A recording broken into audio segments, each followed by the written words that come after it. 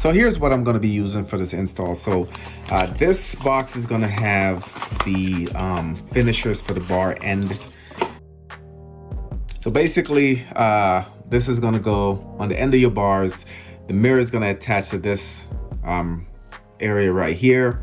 And depending on the diameter of your actual handlebars, you'll either use this guy or you'll put this on top if you have a bigger diameter. So that's basically what that is. This part screws all the way out. All right, so you do have a eyelet in there that pulls this in to make it expand. And then when you're done, you kind of just screw this back in. So this box comes with 2 of them. So we also have the mirrors, of course. They do have different sizes. They do have different styles. So I'll put a link where you can go ahead and check them out. Well, let's unbox one of them. Like I said, what sold me on these is that the fact that these are actually full aluminum, so there's no glass on them. These are full aluminum, polished aluminum, so you can see it there. So with these, you have the option, you can either mount them underneath or above the mirror. I think I'm gonna mount it above the mirror and kind of see how that looks.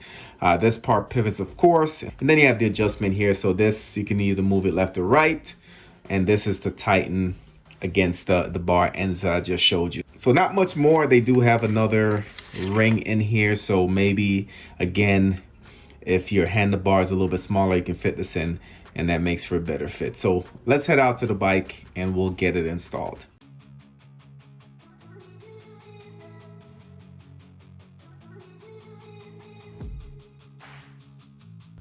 So first thing we're gonna do is take out the stock mirrors. These should be pretty straightforward. Actually,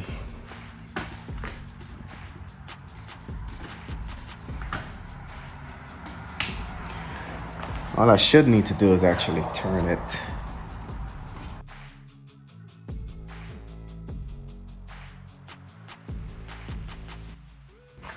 Mirror number 2.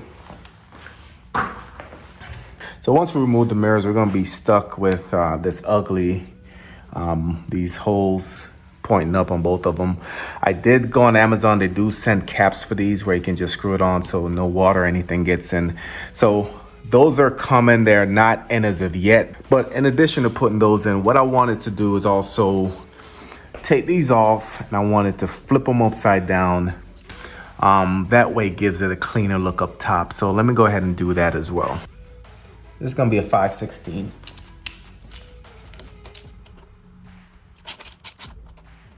All right, so I'm gonna try to keep everything in place while I take this off. All right, so that one's up top. I do believe they have different sizes, so keep that in mind as well. The one up top is pretty long, and the one in the bottom is shorter. So you notice that the top is deeper, so when I flip it, I'm gonna have to flip those screws as well. So I'm gonna have to put the long screw on the bottom and the short screw up top. So we'll see how that works out.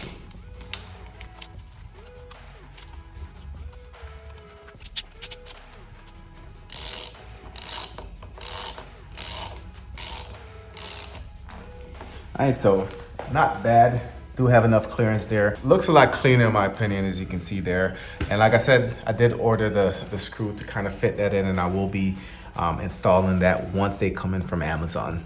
So I'm gonna do the other side, then we'll get on with the installation. So we need to take out the Allen screw. This is gonna be a 6. So let's see how difficult this is.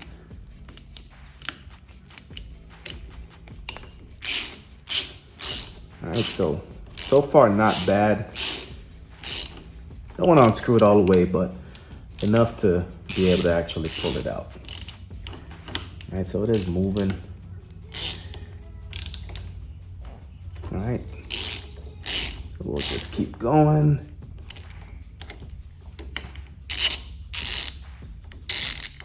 I know some people were saying that you have to get something and knock it loose, so hopefully that's not the case.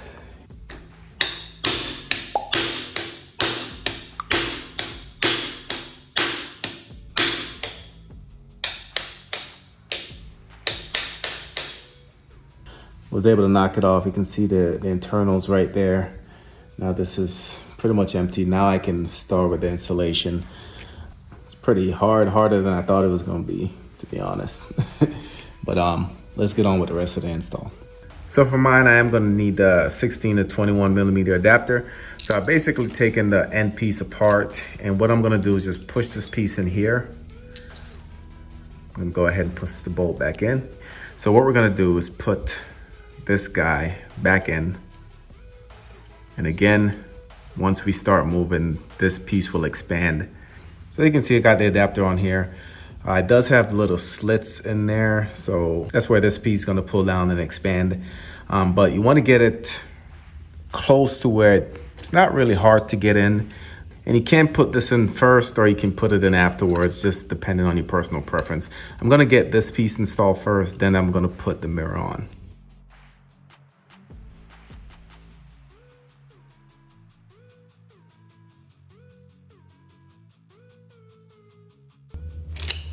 All right, so nice and tight.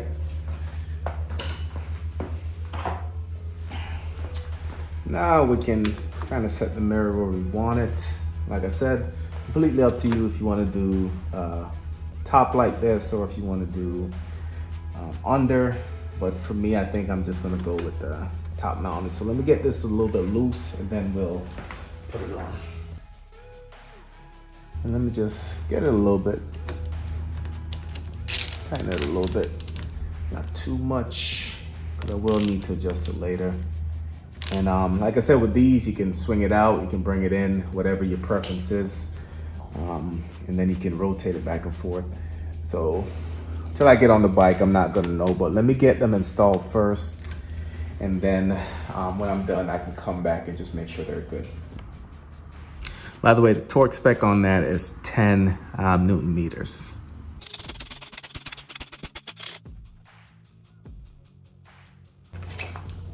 All right, so this is gonna be the throttle side. So definitely wanna be careful not to push it too tight. You wanna give it some room so this is still free to do its thing. So let's go ahead and get it in there.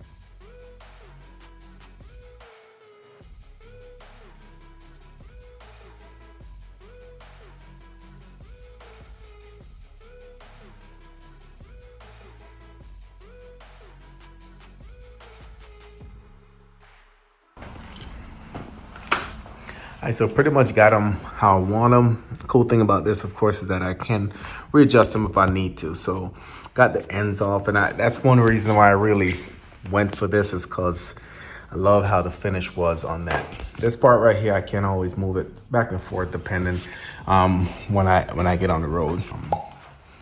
Overall, it gives the bike a better look in my opinion. All right, so here's a look at the cockpit, guys. Like I said, I'm just gonna adjust these, take a ride around the neighborhood and see, but so far happy with everything. I did the suspension adjustment, did the bar end mirrors, and I got a couple more surprises coming, so stay tuned, y'all.